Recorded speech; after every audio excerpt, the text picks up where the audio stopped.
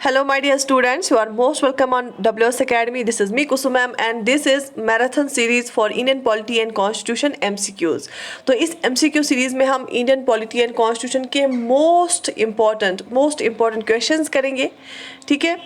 तो आप सब लोगों को मैं ये बोलना चाहूँगी that you should take part actively in this session. आप अपनी आंसर जो है कमेंट सेक्शन में लिख लीजिए या जो लाइव चैट है उसमें, और या आप खुद की कॉपी पे भी लिख सकते हैं। देन कैलकुलेट कि आपके कितने जो है क्वेश्चन सही हुए और कितने गलत हुए हैं, ठीक है। सो दैट कि एक्टिवली जब पार्टिसिपेट आप करेंगे तो आपको भी पता चलेगा कि अगर आपने इंडियन पॉलिटी का जो है कंपोनेंट कंप्लीट किया है उसकी प्रिपरेशन कितनी है आपको, ठीक है। So let's begin without wasting any time. So question number 1 is here on the screen. I will read the question and the 4 options and you have to choose the correct option. So question number 1. A money bill passed by the Lok Sabha is deemed to have been passed by the Rajya Sabha also when no action is taken by the upper house within. जो एक money bill Lok Sabha पास करता है, आप सबको पता है money bill जो है वो इंट्रोड्यूस की जाती है सिर्फ लोकसभा में। पहले आप उसको जो है इंट्रोड्यूस कर सकते हो। तो यहाँ पे मैं आपको बताऊँ कि एक क्वेश्चन के साथ साथ हम बहुत सारे फैक्ट्स को जानेंगे, ठीक है।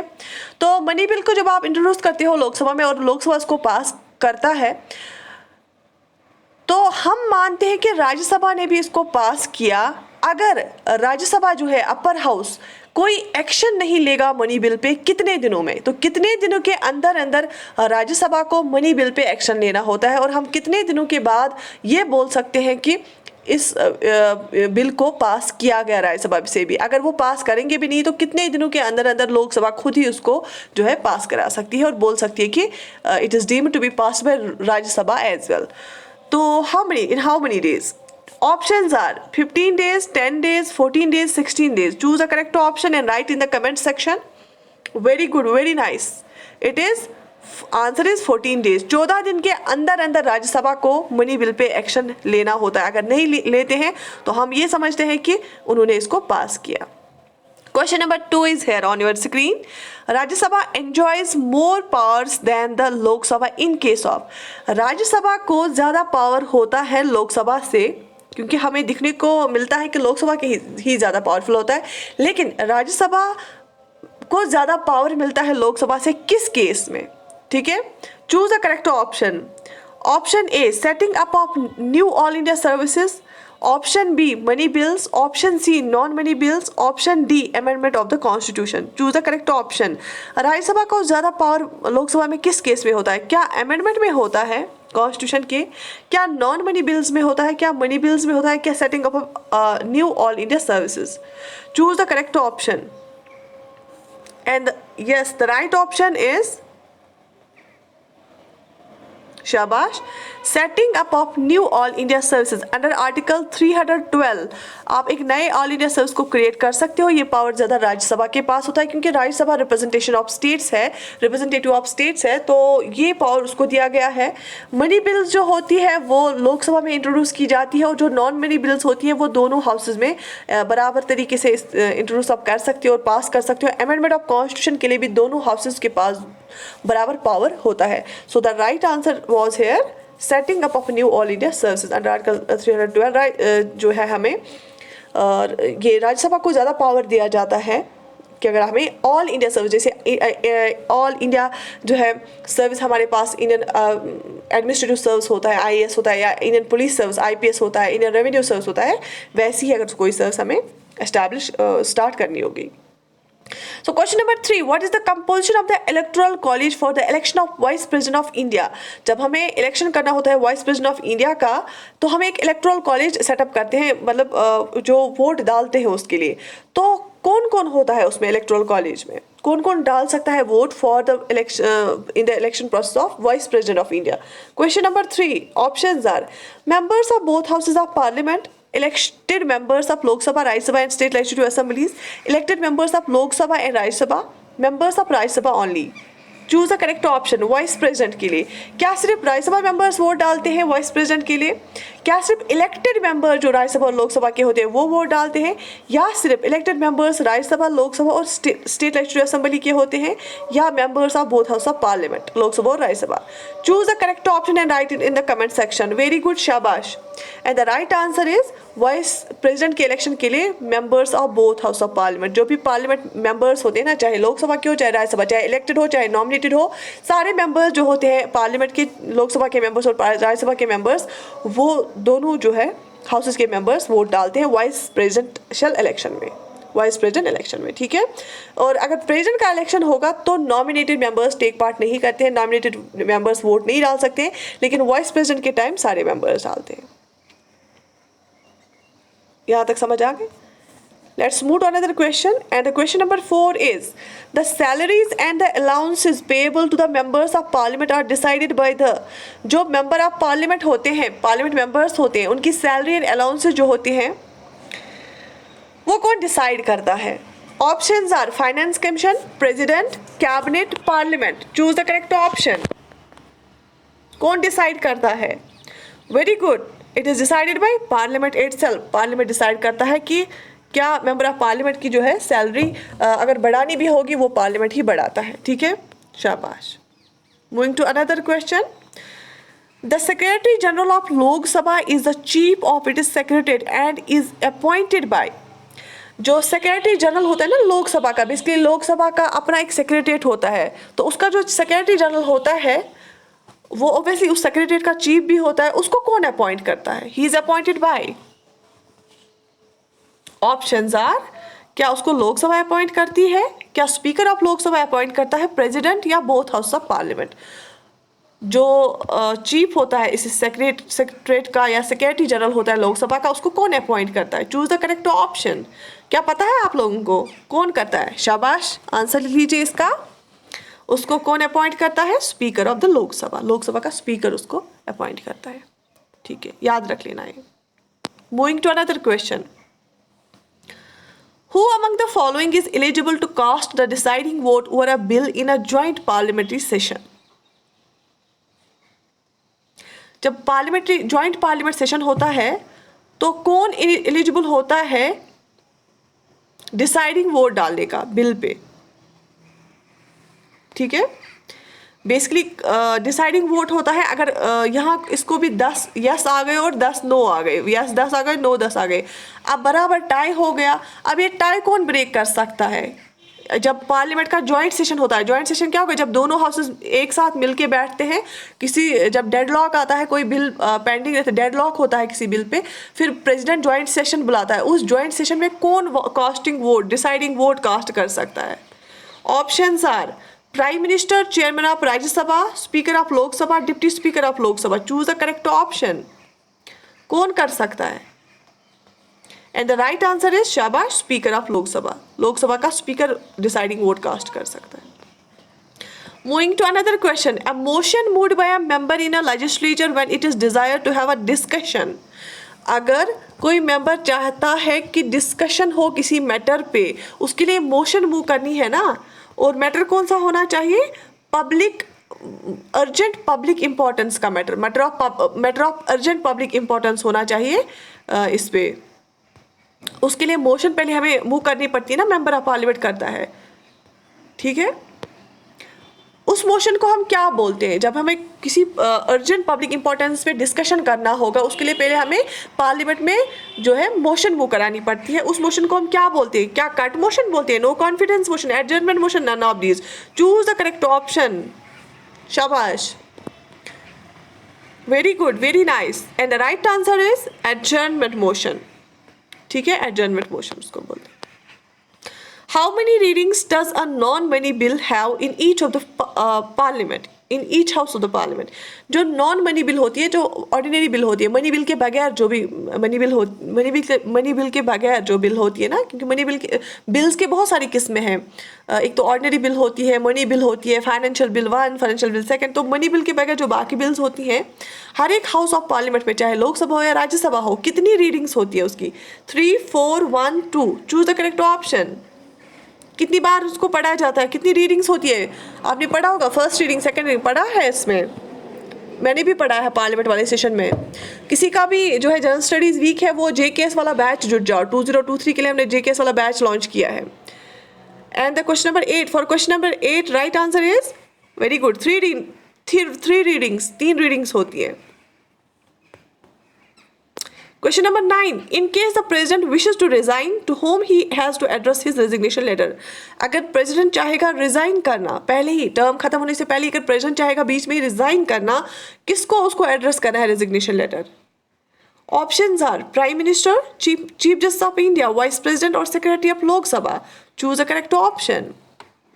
And for question number 9 right answer is yes, vice president. President को अगर रिजाइन करना है उसको वाइस प्रेसिडेंट को रेजिग्नेशन अपना देना है, ठीक है।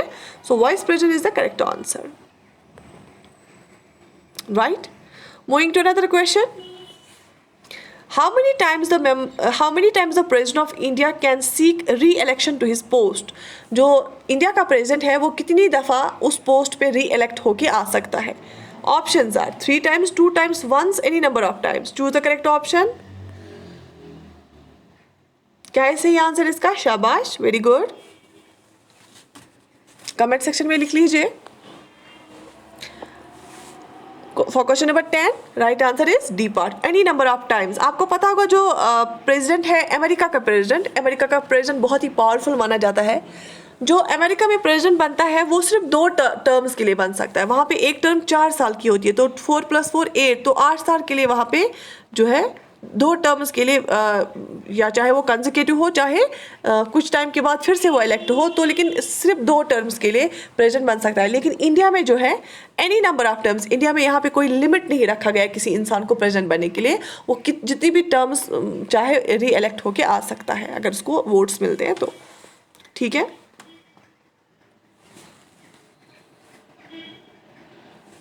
The parliamentary committee which scrutinizes the report of the Comptroller and Auditor General of India is, हमारे पास पार्लियामेंट्री कमिटीज़ होती है बहुत सारी।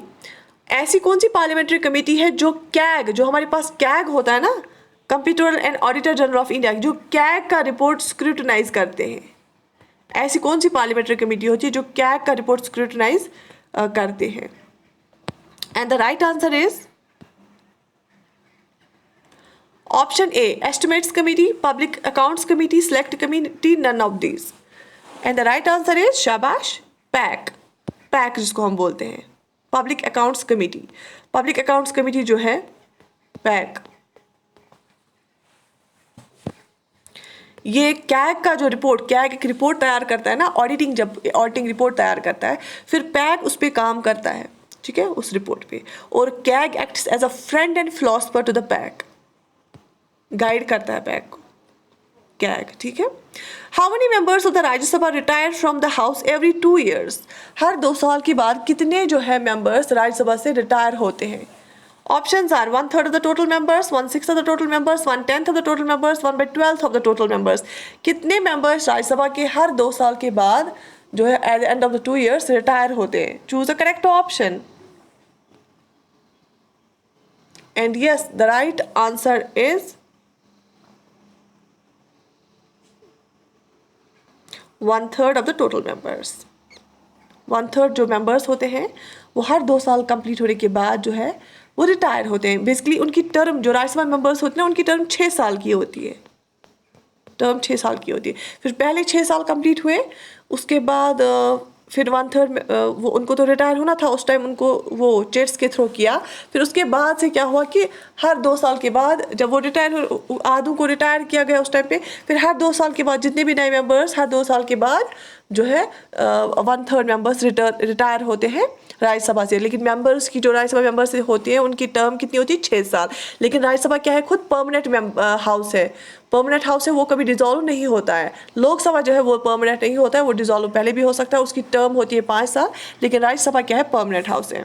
शाबाश। Question number 13, A member of parliament will lose his membership of parliament if he continuously absent from sessions for. एक parliament member जो है वो अपनी मेंबरशिप लूज कर सकता है अगर वो कंटिन्यूसली एब्सेंट रहा सेशन से। कितने दिन के लिए? 90 days, 60 days, 30 days, 365 days. Choose a correct option. ये सबको पता होना चाहिए, बहुत ही ईजी है।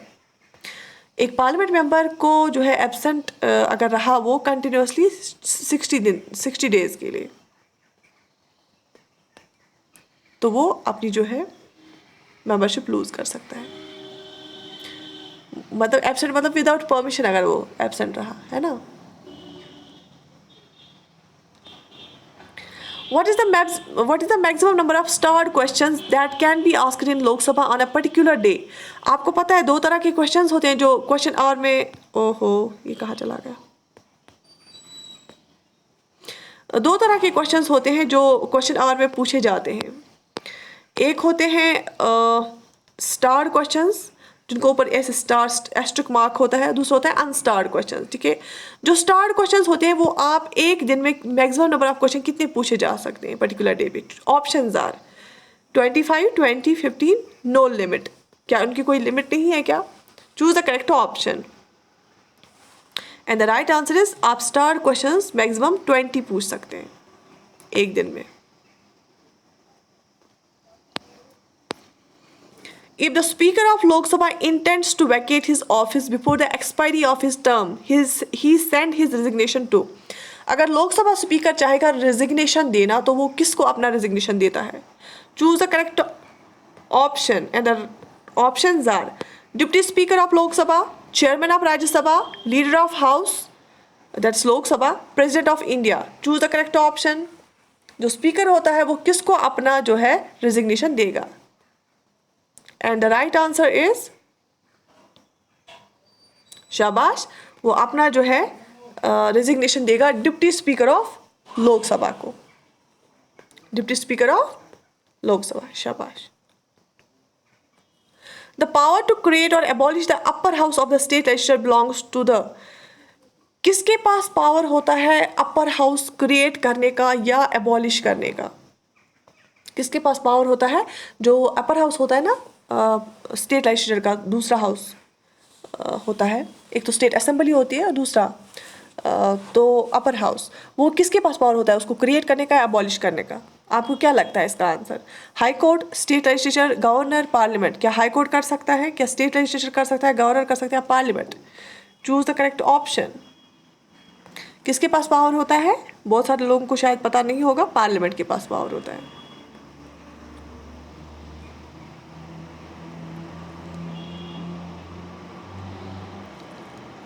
During financial emergency, all money bills passed by the state legislature are to be reserved for the consideration of।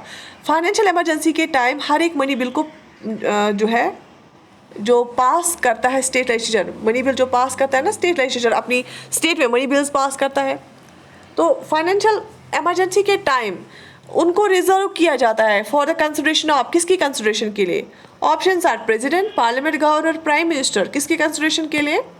शाबाश, and the right answer is president की consideration के लिए। गवर्नर उसको रिजर्व करता है उन बिल्स को प्रेसिडेंट की कंसिडरेशन के लिए, and option A is the right option.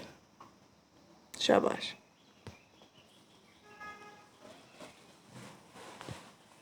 Right, how is it going? आपको कैसे लगे क्वेश्चंस और कैसा मज़ा आ रहा है आप लोगों को? ठीक है, तो who among the following was the president of India who held the office for 2 terms? इनमें से कौन सा प्रेसिडेंट था इंडिया का जिसने 2 टर्म्स के लिए ऑफिस हेल्ड किया? Options Neelam Sanjiva Reddy, S Radhakrishnan. ऐसे क्वेश्चंस अब आ रहे हैं आजकल एग्जाम्स में।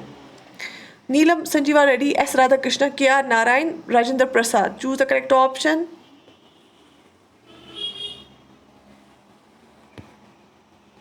एंड यस, राजेंद्र प्रसाद ने 2 टर्म्स के लिए प्रेसिडेंशियल ऑफिस पकड़ा था इंडिया का। ठीक है, option D is the correct option. Question number 19, who among the following nominates persons for various parliamentary delegation to foreign countries? कौन नॉमिनेट करता है पर्सन्स को टू वेरियस पार्लियामेंट्री डेलीगेशन? जो आपको फॉरेन कंट्रीज भेजनी होती है तो उनको कौन नॉमिनेट करता है? Options are prime minister, president, chairman of Rajya Sabha, speaker of Lok Sabha. कौन इनको करता है नॉमिनेट इसके लिए? फॉरेन कंट्री के डेलीगेशन के लिए। And the right answer is for this, किस किस को पता है जल्दी से लिख लीजिए, स्पीकर ऑफ लोकसभा इनको नॉमिनेट करता है फॉरेन कंट्री की डेलीगेशन के लिए, ठीक है। And then question number 20 is here, which of the following vice president resign from his office to contest for the office of the president. इनमें से किस वाइस प्रेसिडेंट ने ऑफिस को रिजाइन करके प्रेसिडेंशियल इलेक्शन को कंटेस्ट करने के लिए रिजाइन किया अपना वाइस प्रेसिडेंट का ऑफिस, ठीक है। Options are Venkataraman, doctor Shankar Dayal Sharma, V V Giri, Neelam Sanjiva Reddy. Choose the correct option and the right answer is शाबाश, वीवी गिरी, ठीक है, V V Giri.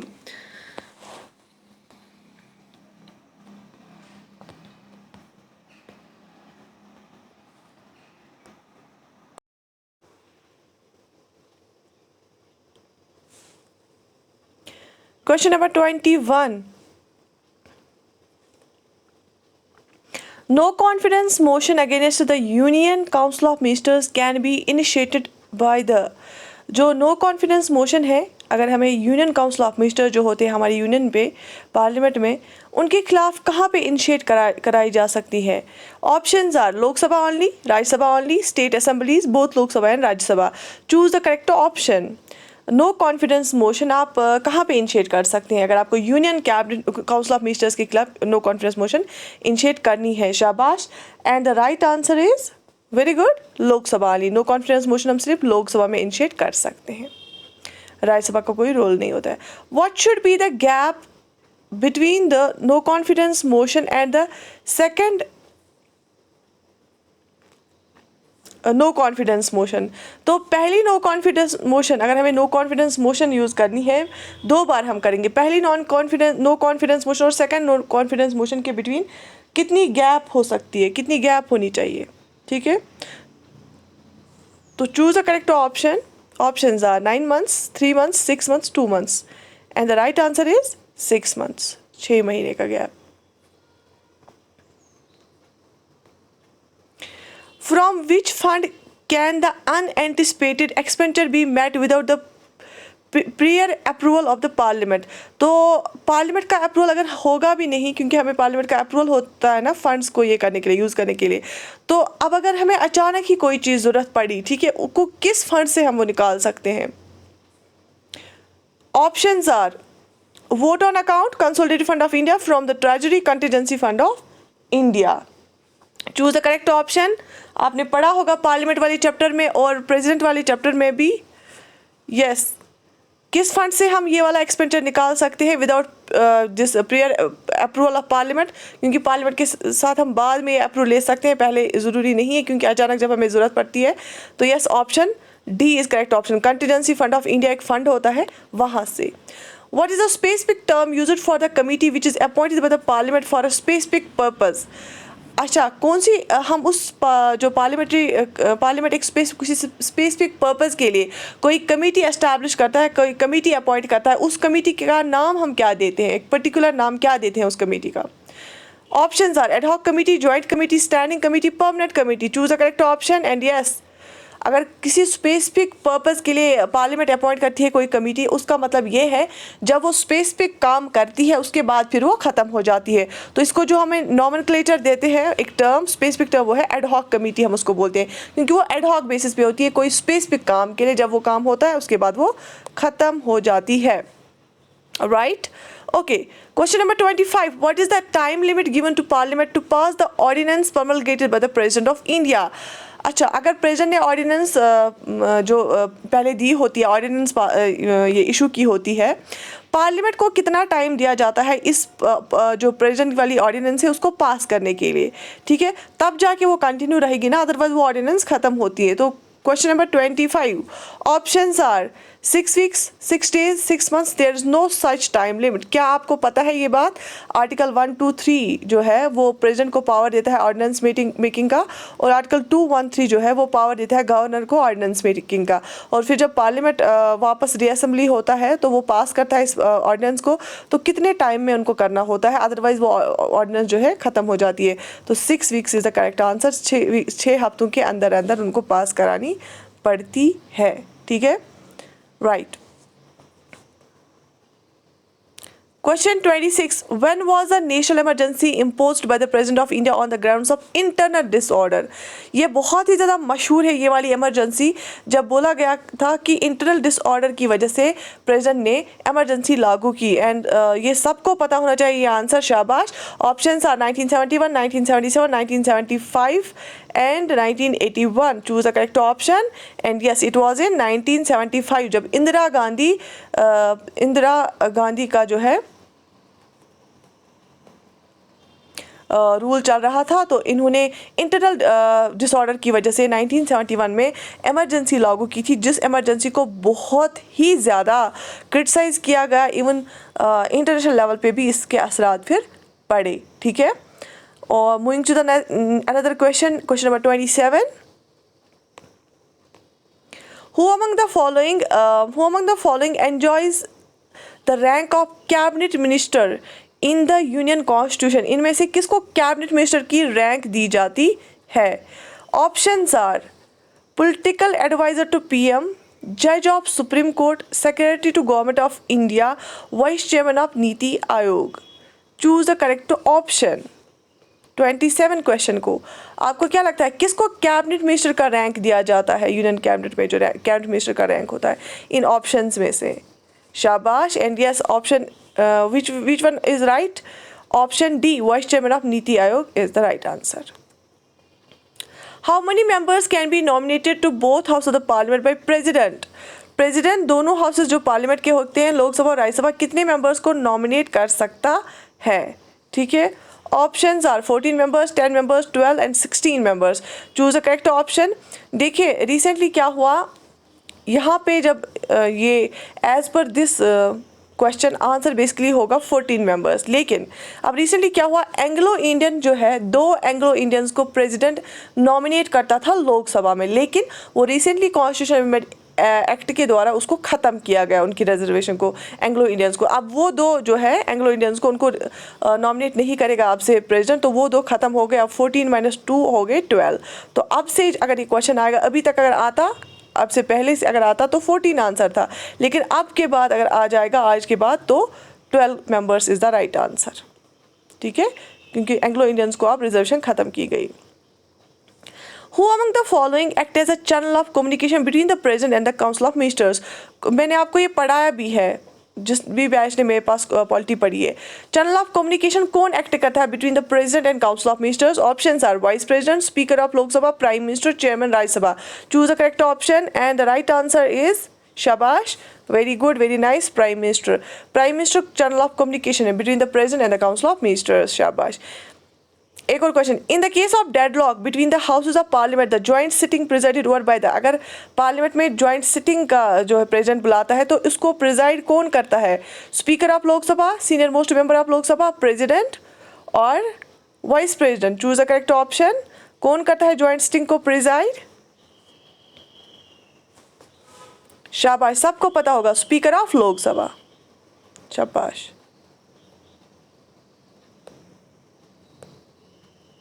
Impeachment proceedings against the president for the violation of the constitution can be initiated in the, impeachment जो है, impeachment क्या होता है president का?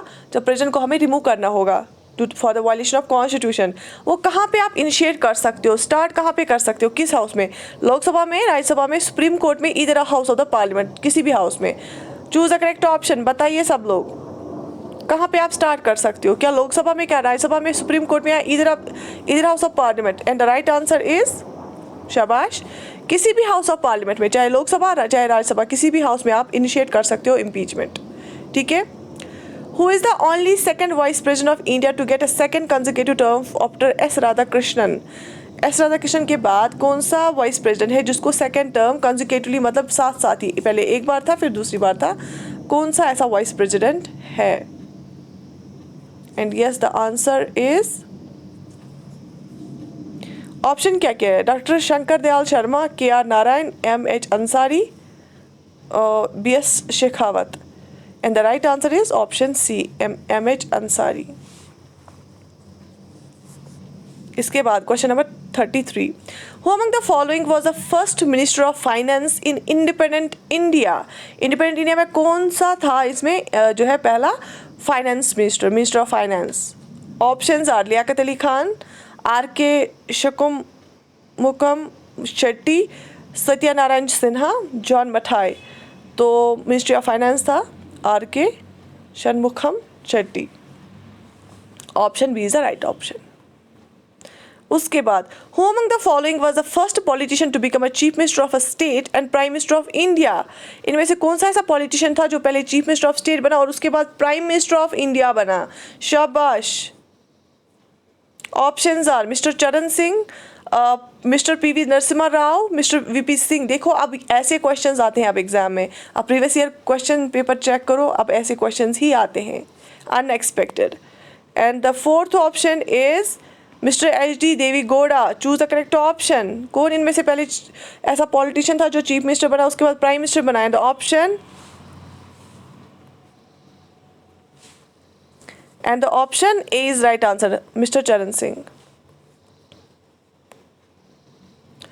Who among the following gave the slogan Garibi Hatao and led Congress to win the general election in 1971? किसने ये slogan, Congress वाले ने ये स्लोगन दिया गरीबी हटाओ वाला?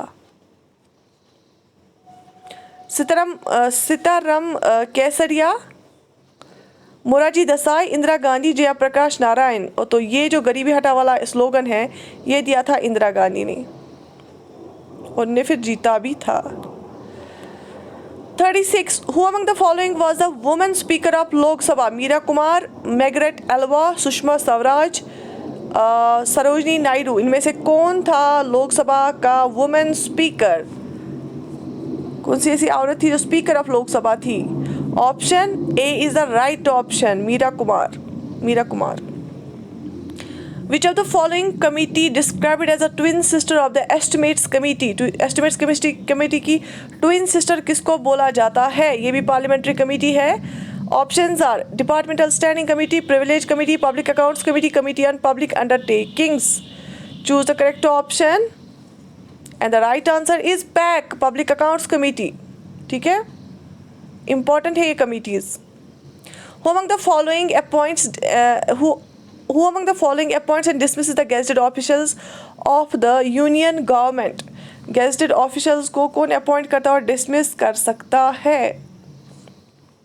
Prime minister of India, president of India, home minister of India और finance minister of India. And the right answer is president of India can do that.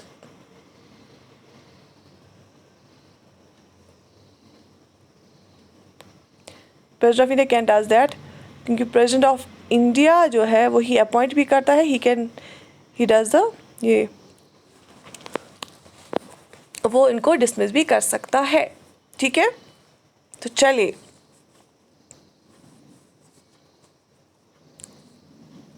कितना मज़ा आ रहा है आपको क्वेश्चन सॉल्व करने में? शाबाश. 39 क्वेश्चन.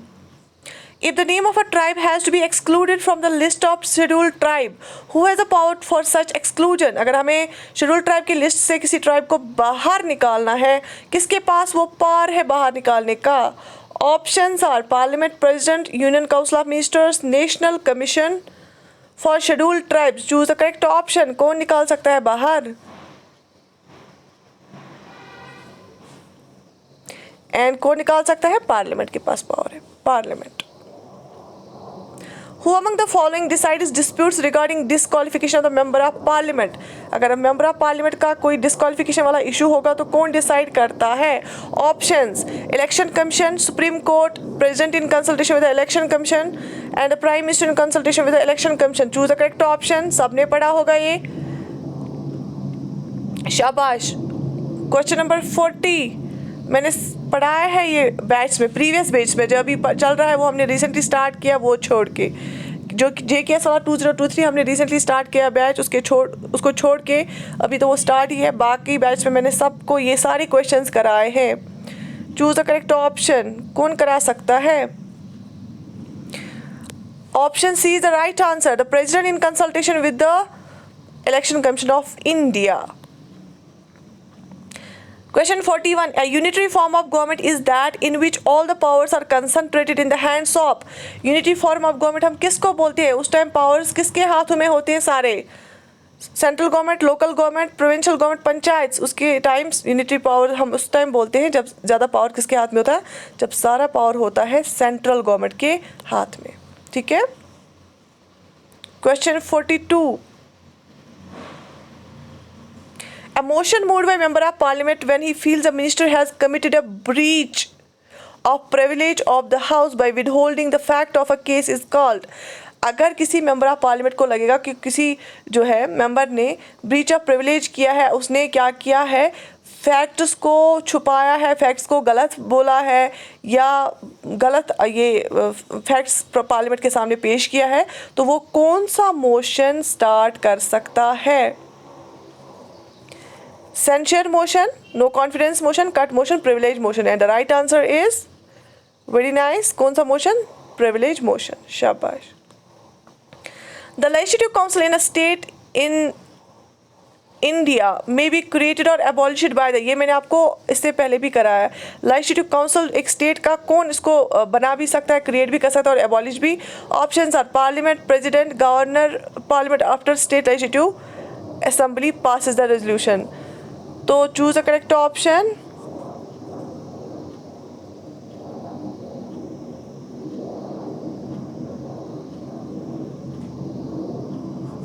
(43) का आंसर क्या है? Parliament after the state legislative assembly passes a resolution to that effect. अगर स्टेट लेजिस्लेटिव असेंबली चाहती है ये हमें ये हो, सेकेंड हाउस हो, तो पार्लियामेंट वो कर सकता है, सेकेंड हाउस क्रिएट कर सकता है स्टेट का। An ordinary bill pass by the state assembly can be delayed by the legislative council for a maximum period of. अगर किसी स्टेट में दो हाउसेज है, लेजिस्लेटिव असेंबली और लेजिस्लेटिव काउंसिल, अब अगर लेजिस्लेटिव असेंबली कोई बिल पास करती है, अब सेकंड हाउस को भी पास करनी है ऑर्डिनरी बिल, अब लेजिस्लेटिव काउंसिल अगर नहीं करेगा वो पास, वो कितने टाइम तक उसको डिले कर सकता है?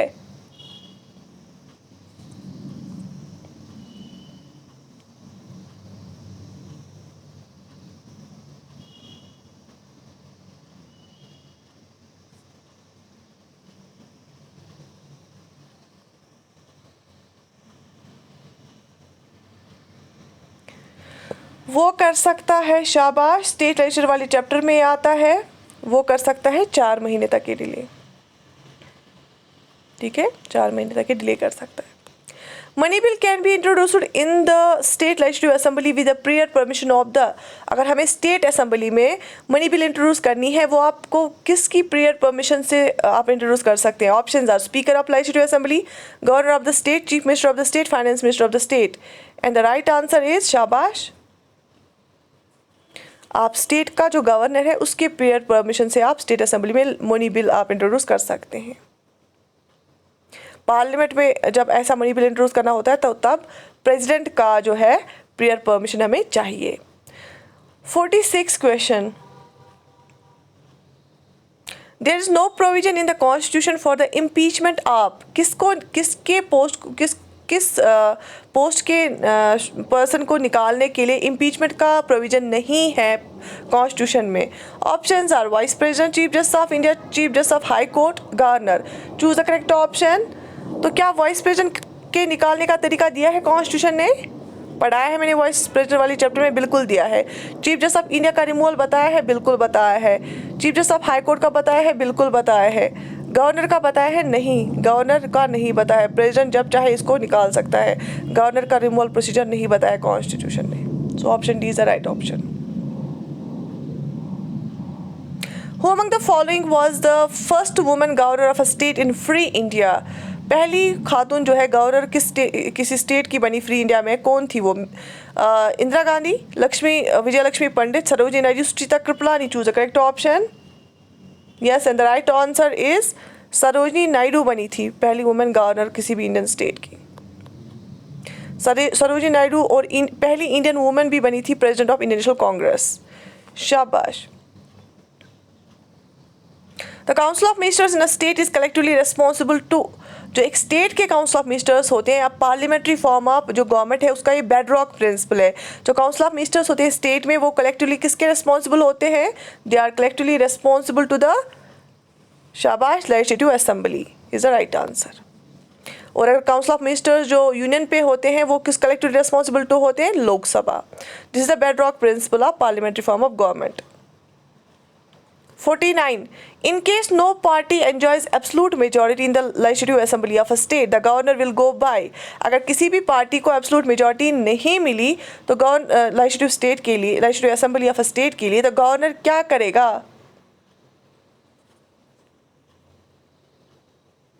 Option: the advice of the president, the advice of former chief minister, the advice of prime minister, his own discretion.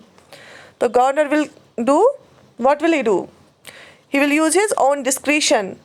ये जो है गवर्नर का जो डिस्क्रिशन है उसका डिस्क्रिशनरी पावर ज़्यादा है एज कम्पेयर टू प्रेसिडेंट, है ना, वो अपनी डिस्क्रिशन यूज़ करेगा।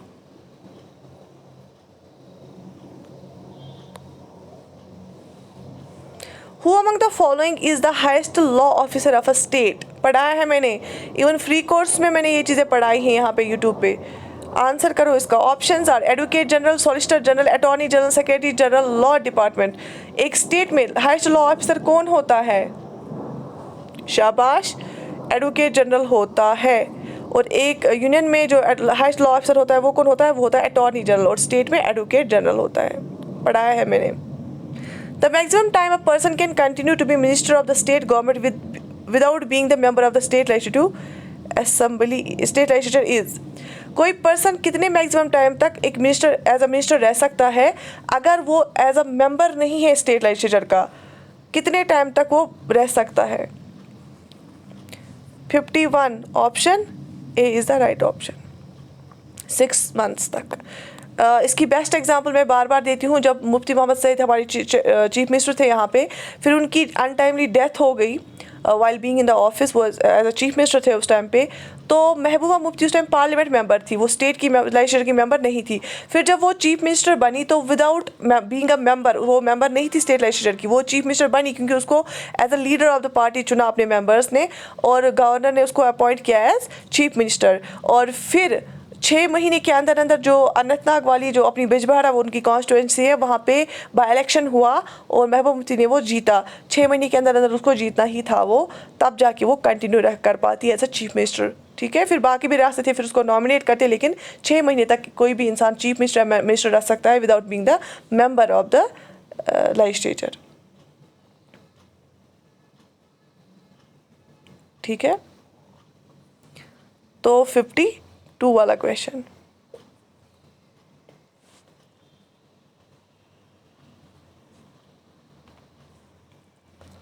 The oath of office is administered to the governor by which of the following authority? Governor को कौन ओथ दिलाता है? Options are speaker of legislative assembly, president, chief justice of India, chief justice of high court. कौन governor को oath दिलाता है? आपने देखा भी होगा जब नया लेफ्टिनेंट गवर्नर आया यहाँ पे भी, जब गवर्नर नया आया था उस टाइम पे भी किसने उसको ओथ दिलाया था? So the right option is option D, chief justice of high court.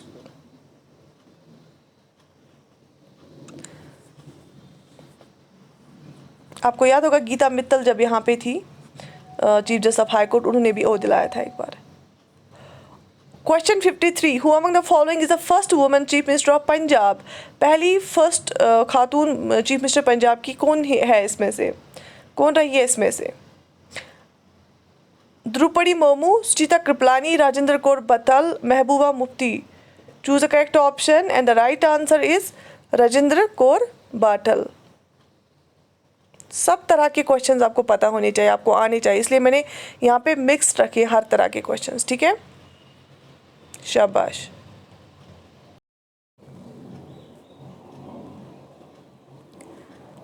So question number 54, who among the following was the first woman chief minister of Uttar प्रदेश?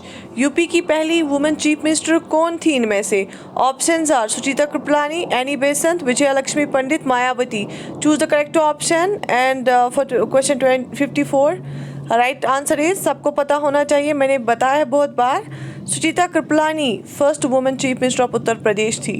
ठीक है, moving to another question, in case of a disagreement between the two houses of the parliament for a non-money bill, अगर disagreement होगा non money bill, ordinary bill जो होती है, जो money bill के बगैर बाकी बिल्स होती हैं, दो हाउस ऑफ पार्लियामेंट में, तो President may sign it into a law. A bill will lapse. The president may call a joint sitting of both the houses. The president may ask both the houses to reconsider it. Choose the correct option. Very important question. बार बार ये concept आ रहा है. Choose the right answer, and the right answer is option C. The president may call a joint sitting of both the houses to consider it. President joint sitting बुला सकता है, और joint sitting को preside कौन करता है? शाबाश, speaker of Lok Sabha. ठीक है, right. So moving to another question, question 56. Which of the following non-members of the parliament has the right to address it? जो पार्लियामेंट के मेंबर्स नहीं है, नॉन मेंबर्स है, तो लेकिन उन नॉन मेंबर्स होके भी कौन एड्रेस कर सकते हैं पार्लियामेंट को? Options are solicitor general of India, chief justice of India, election commissioner of India, attorney general of India. पढ़ा है मैंने, यूट्यूब पे भी पढ़ा है. ऑप्शंस में से, इन ऑप्शंस में से कौन सा सही ऑप्शन है? कौन नॉन मेंबर पार्लियामेंट का एड्रेस कर सकता है विदाउट राइट टू वोट? मैंने आपको राइट टू वोट नहीं होता, लेकिन फिर भी एड्रेस कर सकता है, दोनों हाउस में जा सकता है. And the right answer is attorney general of India, highest law officer of India जो होता है attorney general of India. Question 57. Who among the following authority finally approves the draft 5-year plan? जो पहले हमारे 5-year प्लान्स हुआ करते थे, अभी नहीं है, वो अबॉलिश किए गए. जो 5-year प्लान्स करते थे, पहले होते थे, तो फाइनली अथॉरिटी कौन होती थी उनको जो है अप्रूव करने की? Options are president, NDC, planning commission, parliament and state legislatures. Choose the correct option, and the right answer is national development council. उनको क्या करता था लास्टली, फिर अप्रूव करता था फाइनली इनको national development council NDC approve करता था. So moving to another question, question 58. Screen पे आपको दिख रहा होगा. Which authority recommends the principles governing the grants and aid of the revenues of the state out of the consultative fund of India? कौन सी ऐसी authority है जो recommend करती है कि ग्रांट्स इन एड जो किस प्रिंसिपल के बेसिस पे मिलने चाहिए स्टेट्स को out of consolidated fund of India? ये भी मैंने आपको पढ़ाया है. Union ministry of finance, public accounts committee, finance commission, inter state council. Choose the correct option. Very good. Finance commission ये बताता है कि कौन से प्रिंसिपल के बेसिस पे हमें ग्रांट्स इन एड देने चाहिए स्टेट्स को. Question 59. The comptroller auditor general of India acts as a chief accountant and auditor for the. जो कैग होता है वो किसके लिए जो है एक्ट करता है चीफ अकाउंटेंट और auditor? Union government, state government, both and neither. किसके लिए वो ऑडिट करता है, देखता है?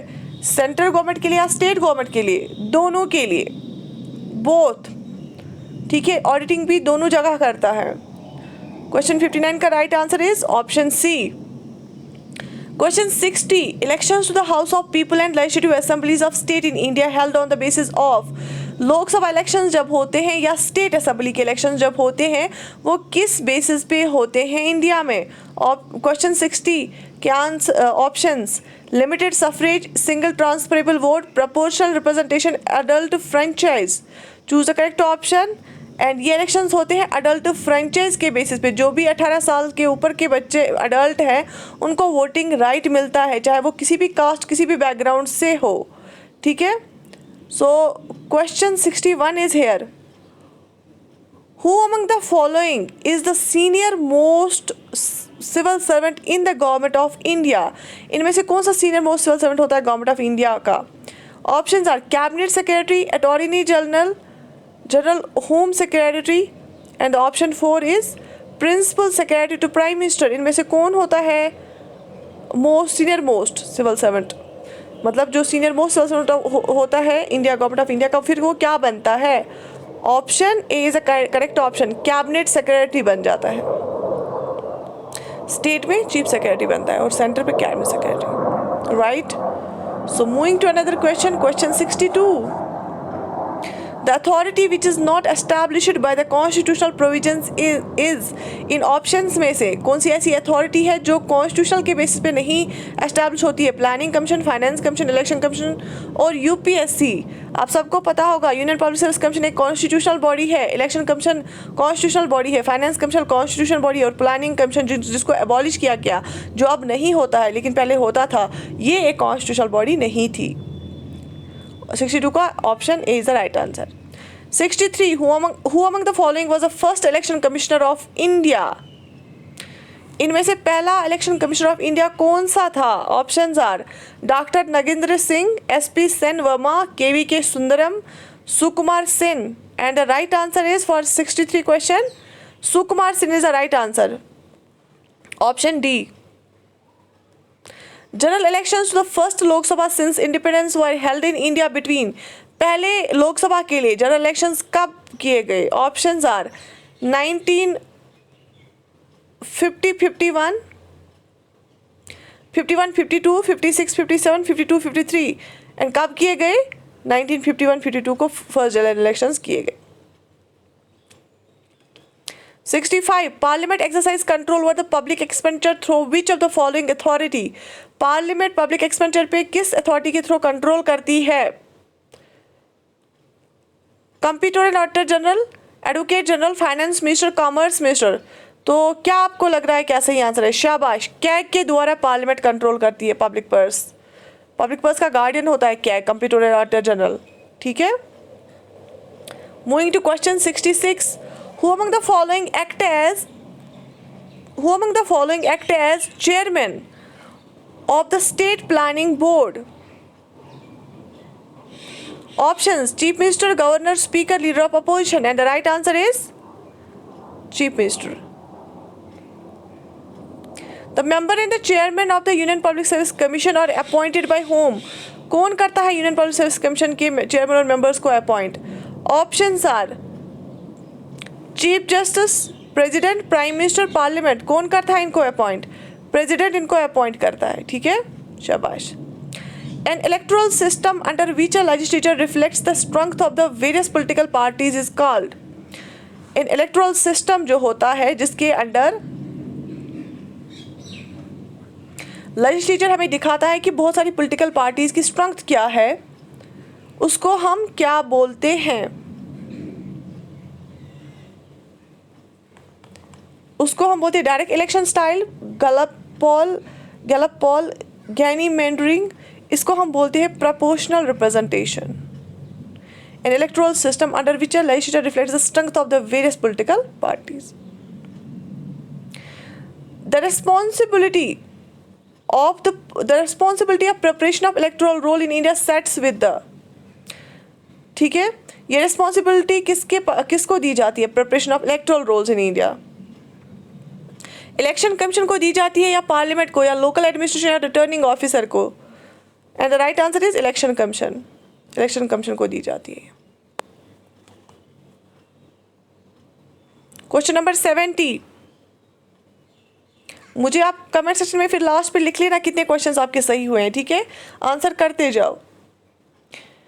Question 70. Who can be the member of Rajya Sabha but can speak both in Rajya Sabha and Lok Sabha? कौन ऐसा मेंबर हो सकता है जो मेंबर होगा राज्यसभा का लेकिन दोनों हाउस में बोल सकता है? ठीक है, और इस पॉलिटी मैराथन सेशन के बाद आप मुझे लिख लीजिए कि नेक्स्ट सेशन आप किसका चाहते हैं. सो क्वेश्चन नंबर 70 का आंसर है कौन जो है बोल सकता है दोनों हाउसेज में? Ministers who are members of the Rajya Sabha, the deputy chairman of the Rajya Sabha, nominated members of Rajya Sabha, leader of the house in the Rajya Sabha. कौन बोल सकता है राज्यसभा का मेंबर होके लोकसभा में स्पीक कौन कर सकता है? दोनों में कौन स्पीक कर सकता है? Who can speak both in Rajya Sabha as well as Lok Sabha? जो मिनिस्टर्स होते हैं लेकिन मेंबर्स होते हैं राज्यसभा के, लेकिन वो दोनों हाउस में बात कर सकते हैं. ऑब्वियसली जब लोकसभा में भी उनको कुछ पूछा जा सकता है वो बात कर सकते हैं. Question 71. Which body is constituted by the President of India to advise on the decision of central resources between the center and the state? President किस बॉडी को कॉन्स्टिट्यूट करता है जो फिर एडवाइस करता है किसको? सेंट्रल और स्टेट के बिटवीन सेंटर वाले रिसोर्सेज कैसे ये करने हैं, डिवाइड करने हैं. Options: planning commission, tariff commission, taxation inquiry commission, finance commission. Choose the correct option. Obviously ये सबको पता है, finance commission is the right answer. CAG of India act as a friend, philosopher and guide for. किसके लिए CAG act कर सकता है friend, philosopher and guide? Estimates Committee, Finance Ministry, Committee on Public Undertakings, PAC, Public Accounts Committee. Choose the correct option. And the right answer is शाबाश, PAC, Public Accounts Committee के लिए. Moving to another question. Question number 73. शाबाश. The power to decide an election petition for the state is vested in the. Election petition पे कौन decide कर सकता है state के लिए, किसके पास ये पावर होता है? इलेक्शन पिटिशन अगर स्टेट का होगा, कौन डिसाइड करता है? Supreme court, parliament, high courts, election commission, obviously respective high courts. ठीक है, शाबाश। जिसने पूरी पॉलिटी पढ़ी होगी उसी को ये क्वेश्चंस आएंगे। ठीक है, और मैंने ये सारे क्वेश्चंस प्रीवियस बैच में कराए हैं। जो अभी हमारा JKS वाला नया बैच चल रहा है उनको अभी मैं बेसिक ही पढ़ा रही हूँ। किसी को ज्वाइन करना होगा वो WS Academy की ऐप डाउनलोड करके रजिस्टर करें वहाँ पे। ठीक है, शाबाश। 74 Who among the following act suggested for the post of CAG of India? Which among the following act suggested for the post of CAG of India, Comptroller Auditor General of India? कौन सा act है जो हमें जिसने हमें suggest किया है for the post of CAG? पहली बार इंडिया में किस एक्ट के द्वारा ये कैग लाया गया? Government of India act 1935, 1919, 1947, 1909। Choose the correct option. Different forms of acts तो पढ़े ही होंगे हिस्ट्री और पॉलिटी में। तो ये जो एक्ट है ये ये जो कैग है, कैग वाला पोस्ट, कैग, ये इंडिया में पहली बार किस एक्ट के द्वारा आया? जो गवर्नमेंट ऑफ इंडिया एक्ट 1935 है उसके द्वारा। शाबाश। Which of the following is one of the characteristics of civil services in India? इनमें से सिविल सर्वेंट्स का कैरेक्टरिस्टिक्स क्या है? इनमें से partisan, temporary political executive, nexus, neutrality and impartiality, all of the above. Choose the correct option. बहुत important question है, उसी को आ जाएगा जिसने बहुत अच्छे से समझा होगा पॉलिटी को, या स्पेशली एक टॉपिक है civil servants, civil services in democracy, civil servants in democracy, ये एक टॉपिक ही है सिलेबस में। क्वेश्चन 75 ऑप्शन कौन सा सही है? Neutrality and impartiality. बेसिकली क्या होता है? सिविल सर्वेंट्स होते हैं परमानेंट एग्जीक्यूटिव्स, पॉलिटिशियंस होते हैं या मिनिस्टर्स होते हैं टेम्परेरी एग्जीक्यूटिव्स। ठीक है, तो मिनिस्टर्स कुछ टाइम के लिए होते हैं लेकिन सिविल सर्वेंट्स हमेशा वहीं पे होते हैं। लेकिन जब भी पॉलिटिकल पार्टी नई आ जाती है, सिविल सर्वेंट को न्यूट्रल रहना होता है। हर एक पॉलिटिकल पार्टी को न्यूट्रल रह के गाइड करना होता है, इंफॉर्मेशन प्रोवाइड करनी होती है। ठीक है, इसलिए हम बोलते हैं न्यूट्रलिटी और इम्पार्शियलिटी के साथ काम करना होता है। तो ये कैरेक्टरिस्टिक्स होता है सिविल सर्वेंट्स का। शाबाश। Question 76 who among the following is not a member of national development council? देखो NDC पहले था, NDC पहले था, उसको फिर ख़त्म किया गया जब से नीति आयोग आया। लेकिन इसमें लिखा गया कि कौन ये मेंबर नहीं है NDC का। तो options are member of NITI आयोग, prime minister, chief ministers of states, president. देखो बेसिकली क्या होता है कि पहले प्लानिंग कमीशन था ना नीति आयोग की जगह, तो प्लानिंग कमीशन के मेंबर्स तो हो सकते थे, प्राइम मिनिस्टर भी होता था head, chief minister of states भी होते थे, लेकिन प्रेसिडेंट कभी नहीं होता था NDC का। तो अभी तो अब ये ख़त्म ही हो गया, तो मे भी कभी क्वेश्चन आ जाए। प्रेसिडेंट कभी नहीं होता था नेशनल डेवलपमेंट काउंसिल का member. Which one of the following was established with a definite provision under an article of the Constitution of India? इनमें से कौन सा जो है एस्टैब्लिश किया गया under any article of constitution of India? National human rights commission, university grants commission, central vigilance commission, election commission. आप सबको पता ही होगा इसका आंसर। इलेक्शन कमीशन आर्टिकल 324 के बेसिस पे कॉन्स्टिट्यूशन में है। तो right answer is the option D, election commission. ठीक है, इसके बाद which commission made the recommendation which formed the basis for the Punjab reorganisation act which created the states of Punjab and Haryana? आपको पता है पंजाब और हरियाणा पहले एक ही स्टेट थी और फिर उनको दो स्टेट्स पंजाब और हरियाणा बना दिया गया और चंडीगढ़ को यूनियन टेरिटरी। तो किस कमीशन ने ये रिकमेंडेशन दी और किस कमीशन के बेसिस पे फिर ये किया गया? शाह कमीशन, धार कमीशन, महाजन कमीशन, दास कमीशन। सारे कमीशन मैंने रिसेंटली पढ़ाए, जो नया बैच हमारा है उसमें रिसेंटली ये पढ़ा है मैंने। Choose the correct option. 78 Shah commission is the right answer. शाबाश। Which of the following states is not included in Capital Region Planning Council? इनमें से जो है कैपिटल रीजन प्लानिंग काउंसिल जो है CRPC में इंक्लूडेड नहीं है। आपको पता है दिल्ली वाला के adjoining areas. Options Uttar Pradesh, Rajasthan, Madhya Pradesh, Haryana. देखो उत्तर प्रदेश भी साथ ही आता है, राजस्थान भी टच करता है, हरियाणा भी, मध्य प्रदेश तो बीच में आता है। Madhya Pradesh is the right answer. ये CRPC में नहीं आता है, कैपिटल रीजन प्लानिंग काउंसिल में नहीं आता है। Which state in India has given the highest number of deputy prime ministers? किस स्टेट से डिप्टी प्राइम मिनिस्टर भी हुआ करते थे पहले इंडिया में प्राइम मिनिस्टर के बाद, तो किस स्टेट से ज़्यादा होते थे अभी तक हुए हैं? Options Gujarat, Maharashtra, Bihar and Uttar Pradesh. Choose the correct option and the right option is Gujarat. Gujarat से रहे हैं ज़्यादा। Which are the two states other than Uttar Pradesh having the highest representation in the Lok Sabha? आपको पता है उत्तर प्रदेश में सबसे ज़्यादा लोकसभा मेंबर्स आते हैं, वो क्योंकि उस पर पॉपुलेशन के बेस पे होता है ना, जितना पॉपुलेशन ज़्यादा होगा उतने आपके रिप्रेजेंटेटिव ज़्यादा जाएंगे। तो उत्तर प्रदेश के बाद और दो स्टेट्स कौन सी ऐसी है जिनकी हाईएस्ट रिप्रेजेंटेशन है? कर्नाटक, आंध्र प्रदेश, बिहार, महाराष्ट्र, बिहार, मध्य प्रदेश, राजस्थान, तमिलनाडु। ऑब्वियसली जिन दो स्टेट्स की जो है पॉपुलेशन ज़्यादा होगी उसी के ज़्यादा मेंबर्स होंगे ना। तो for 81 question right answer is Bihar and Maharashtra. Uttar Pradesh के बाद इनके सबसे ज़्यादा जो है मेंबर्स है लोकसभा में। अभी आप करंट फिर भी चेक कर लीजिए अभी क्या स्टेटस है। तो in which year were the Indian state reorganised on the linguistic basis? ज़ुबान की बेस पे, लिंग्विस्टिक बेस पे किस साल में इंडियन जो है स्टेट्स को रीऑर्गेनाइज किया गया? 1956, 1950, 1966, 1947। तो 1956 में रीऑर्गेनाइजेशन एक्ट आया था। शाबाश। The day to day administration of the territory of India is carried by. जो डे टू डे एडमिनिस्ट्रेशन होता है ना, जो यूनियन टेरिटरी होती है इंडिया की, उसको कौन चलाता है? Home minister, lieutenant governor, president, governor. जो डे टू डे एडमिनिस्ट्रेशन होता है, यूनियन टेरिटरीज आती है सेंट्रल गवर्नमेंट के अंदर, लेकिन जो उनकी डे टू डे एडमिनिस्ट्रेशन होती है वो किसके कौन चलाता है? वो चलाता है शाबाश लेफ्टिनेंट गवर्नर। जैसे आपको पता है यहाँ पे मनोज सिन्हा लेफ्टिनेंट गवर्नर है, वही चलाता है जम्मू एंड कश्मीर की जो यूनियन टेरिटरी है। तो lieutenant governor is the right answer. शाबाश।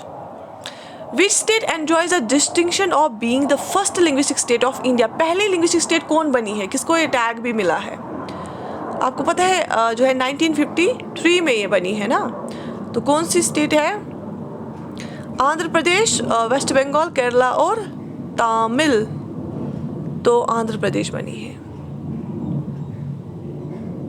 पहली लिंग्विस्टिक स्टेट इंडिया में। To whom can case of dispute in the election of president of India be referred to? अगर इलेक्शन डिस्प्यूट होगा ना, प्रेसिडेंट के रिलेटेड केस होगा, इन प्रेसिडेंशियल इलेक्शन के dispute के लिए केस होगा, वो हम किसको रेफर कर सकते हैं? Supreme court of India, election commission, parliament, cabinet. किसको कर सकते हैं refer?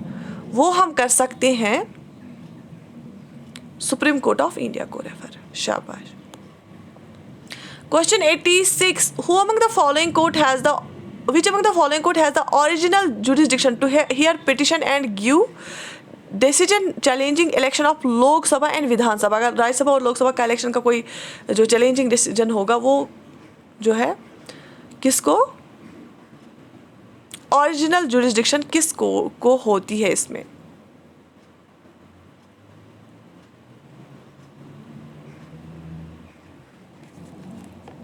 Supreme court, high court of state, district court of a constituency, special जज authorised by chief justice of India. Basically वो जो अथॉरिटी होती है वो high court of the state होती है। किसी भी हाई कोर्ट स्टेट होते हैं ना, स्टेट में हाई कोर्ट्स, उनकी ओरिजिनल जुरिस्डिक्शन होती है। अगर जो है लोकसभा या जो है विधानसभा, लोकसभा हम बोलते हैं ना, लोकसभा को अगर इलेक्शन डिस्प्यूट होगा उसके रिलेटेड किसी भी मेंबर का, तो वो हाई कोर्ट ऑफ स्टेट करता है। ध्यान से याद रख लेना ये। The supreme court is empowered to settle election disputes of president and vice president. This is it is आपको पता है इलेक्शन डिस्प्यूट्स अगर प्रेसिडेंट या वाइस प्रेसिडेंट हो गए तो वो हम कहाँ रेफर करते हैं? सुप्रीम कोर्ट को। तो ये क्या है इसका? एपलेट जुरिस्डिक्शन में आता है, ओरिजिनल जुरिस्डिक्शन में आता है, एडवाइजरी में आता है, मिसलेनियस जुरिस्डिक्शन में आता है। सुप्रीम कोर्ट की मैं जुरिस्डिक्शंस भी पढ़ाई हूँ हर एक बैच में। Choose the correct option. ये जो प्रेसिडेंट और वाइस प्रेसिडेंट का जो ये आता है ना इलेक्शन डिस्प्यूट्स, ये आता है original jurisdiction of supreme court में। ठीक है, बात समझ आ गई यहाँ तक? शाबाश।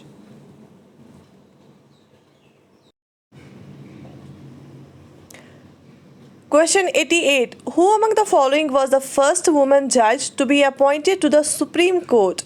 इनमें से पहली जो है खातून जज जिसको अपॉइंट किया गया supreme court as a supreme court जज.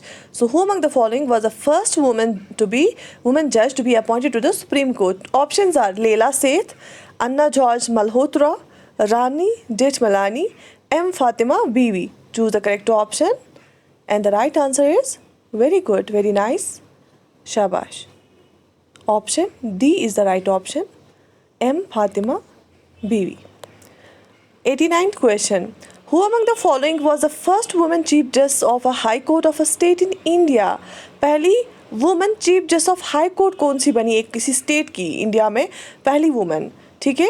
So options are अन्ना चांडी, लेला सेठ, सुनंदा भंडारे एंड एम फातिमा बीवी. Choose the correct option. पहली वुमन जो हाई कोर्ट की चीफ जस्टिस बनी किसी स्टेट की इंडिया में.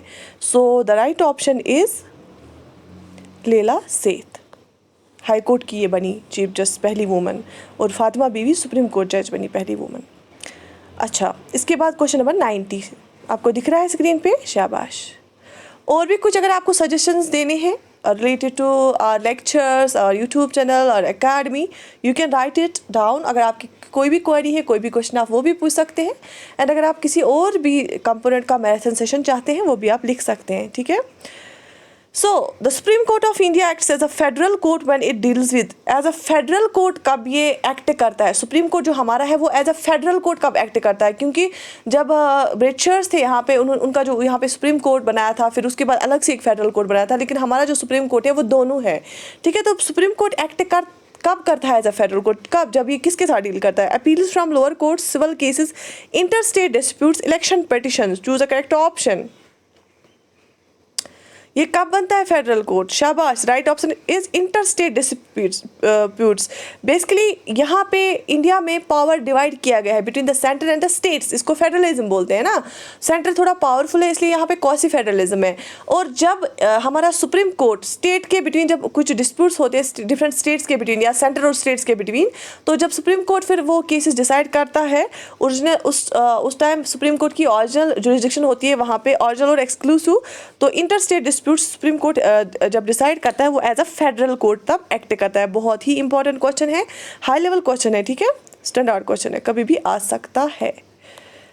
Question 91. Which of the following Chief Justice of India had the opportunity to act as a President of India? आपको पता है अगर प्रेसिडेंट की ये वैकेंट हो जाए या अचानक कुछ हो जाए, फिर वाइस प्रेसिडेंट एक्ट करता है एज प्रेसिडेंट. अगर वाइस प्रेसिडेंट भी नहीं होगा तो chief justice of India act करता है एज प्रेसिडेंट. तो इनमें से कौन सा हमारा चीफ जस्टिस ऑफ इंडिया है जिसको अपॉर्चुनिटी मिली कि वो as a president of India बने, एक्ट करे? ठीक है. टेम्परली. 91 क्वेश्चन का आंसर क्या है? P N Bhagwati. क्या ऐसा चीफ जस्टिस कौन था? P N Bhagwati, Meherchand Mahajan, M Hidayatullah, P B Gajendragadkar. Choose the correct option. और ये कौन सा था? एम हिदायतुल्ला. ठीक है. एम हिदायतुल्ला चीफ जस्टिस थे जो फिर एज अ प्रेसिडेंट भी थे. Division of powers and independence of judiciary are the two important features of. जो हमारे डिवीजन ऑफ पावर है ना, 3 ऑर्गन्स है हमारे गवर्नमेंट की. एक तो लेजिस्लेटिव है लॉ मेकिंग के लिए, एग्जीक्यूटिव है लॉ इम्प्लीमेंटेशन के लिए, जुडिशरी है जुडिशल इंटरप्रिटेशन के लिए. ठीक है. और जो ये हमारा डिवीजन ऑफ पावर है ना between the 3 organs of government और इंडिपेंडेंस ऑफ जुडिशरी है, ये किस चीज़ के फीचर्स होते हैं? Democratic form of government, socialistic form of government, unity form of government, federal form of government. Choose the correct option. पहला ही जो चैप्टर है, पहले ही चैप्टर्स में से आता है फीचर्स ऑफ इंडियन कॉन्स्टिट्यूशन, उसमें ही हम पढ़ते हैं. सो आपको क्या लगता है किस वाली फॉर्म ऑफ गवर्नमेंट में ये जो डिवीजन ऑफ पावर होगा और इंडिपेंडेंस ऑफ जुडिशरी होगी? नो डाउट ये फेडरल फीचर है, लेकिन डेमोक्रेटिक कंट्री में आप ये पाओगे. डेमोक्रेटिक फॉर्म जहाँ पे भी आप डेमोक्रेटिक कंट्री देखोगे वहाँ पे आप देखोगे जुडिशरी के पास एक जुडिशरी ऑर्गन एक होता है हर जगह पे, और वहाँ पे ये पावर होता है. क्यों? ठीक है. क्योंकि अगर ब्रिटिश की बात करोगे वो तो वहाँ पे फेडरलिज्म नहीं है, वहाँ पे यूनिटी फॉर्म ऑफ गवर्नमेंट है. लेकिन ब्रिटिश में भी जो है जुडिशरी है और वो एज ए जो है जुडिशल इंटरप्रिटेशन करती है. Which of the following comes under the jurisdiction of both High Court and Supreme Court? दोनों हाई कोर्ट और सुप्रीम कोर्ट के अंडर को क्या आता है? इसके under protection against the violation of constitution, disputes between the states, protection of fundamental rights, disputes between the states and the center and the states. Choose the correct option. दोनों किस पे ये किसकी आप किस टाइम पे आप दोनों के पास जा सकते हैं, चाहे अपनी मर्जी है आपको, चाहे आप हाई कोर्ट के पास जाओ, सुप्रीम कोर्ट के पास जाओ, लेकिन जब जैसे बाकी केस होते हैं उस टाइम आप ऑब्वियसली अपने हाई कोर्ट को अप्रोच करते हो फिर जाके सुप्रीम कोर्ट, लेकिन कौन से केस में आप डायरेक्टली जा सकते हो, सुप्रीम कोर्ट भी और हाई कोर्ट भी। और ये मैंने आपको पढ़ाया है फंडामेंटल राइट्स में कि प्रोटेक्शन ऑफ फंडामेंटल राइट्स के लिए आप जा सकते हो हाई कोर्ट भी और सुप्रीम कोर्ट भी, ठीक है। आर्टिकल 32 सुप्रीम कोर्ट को रिट इशू करने का ये देता है, पावर देता है फंडामेंटल राइट्स को बचाने के लिए, और आर्टिकल 226 के under high court writ issue कर सकता है, वो फंडामेंटल राइट्स के लिए भी और बाकी चीज़ों के लिए भी, ठीक है। तो फंडामेंटल राइट्स अगर आपके वॉलेट होते हैं आप दोनों के कोर्ट्स के पास जा सकते हैं, आपकी चॉइस है हाई कोर्ट या सुप्रीम कोर्ट।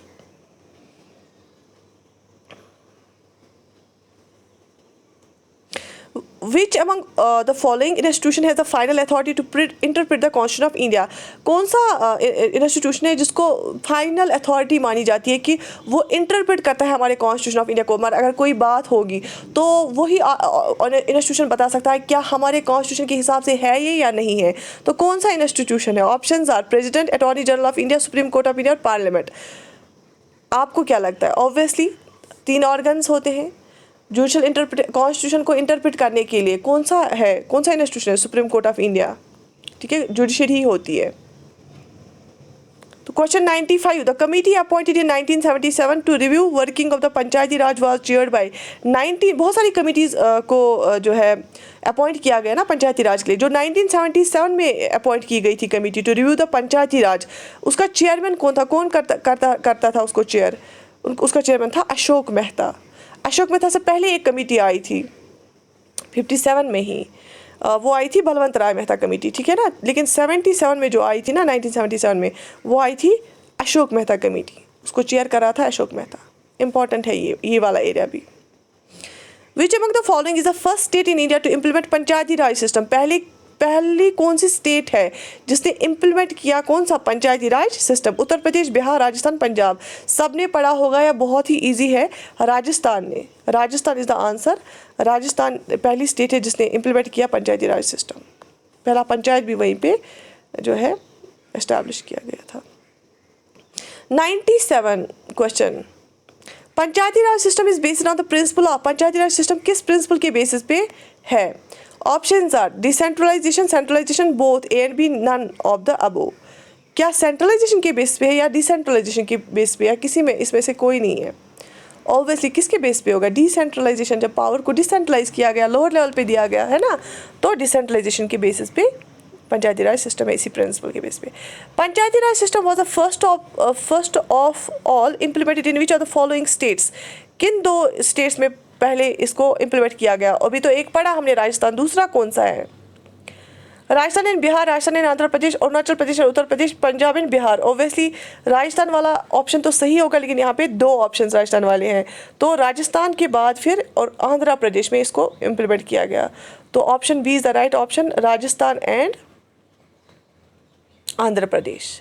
सो क्वेश्चन नंबर 99, ठीक है, अल्टीमेटली हमने 100 क्वेश्चंस कर लिए। Which of the following is not a tool of legislative control और एडमिनिस्ट्रेशन इन इंडिया? देखो पार्लियामेंट जो लेजिस्लेचर है ना वो बहुत सारे टूल्स अपनाता है जिससे वो कंट्रोल करता है एडमिनिस्ट्रेशन को, तो इनमें से ऐसा टूल कौन सा नहीं है? Questions, dissolution of house, resolution, no confidence motion. आपको क्या लगता है? देखो क्वेश्चंस पूछ के ये टूल है, क्योंकि क्वेश्चन जब पूछा है मिनिस्टर से तो उनको अकाउंटेबल ठहराता है। रेजोल्यूशन पास करते हैं तो ऑब्वियसली उससे भी जो है अकाउंटेबिलिटी आ जाती है। नो कॉन्फिडेंस मोशन से भी ऑब्वियसली गवर्नमेंट को खतरा रहता है गिरने का, लेकिन डिसोल्यूशन ऑफ हाउस जो है इससे कोई अकाउंटेबिलिटी नहीं देखी जाती है, वो हाउस किसी भी टाइम डिजॉल्व हो सकता है, तो ये एक टूल नहीं है, ये प्रेसिडेंट करता है डिजॉल्व किसी भी हाउस को, ठीक है, या तो खुद ही या प्राइम मिनिस्टर के कहने पे। इसके बाद है final and last question, question number 100। Question 100, which among the following was the first state to go to polls under delimitation? Delimitation आपको पता है, डिलिमिटेशन कमीशन बनाया जाता है, फिर डिलिमिटेशन एक्ट आता है। पहली स्टेट कौन सी है जिसने इलेक्शन कराए डिलिमिटेशन के अंडर, डिलिमिटेशन के बेस पे? Options are Kerala, Andhra Pradesh, Tamil Nadu, Karnataka. क्या तमिलनाडु ने किया, क्या कर्नाटक ने किया, क्या केरल ने या आंध्र प्रदेश ने? लेकिन चारों साउथ इंडियन स्टेट्स है।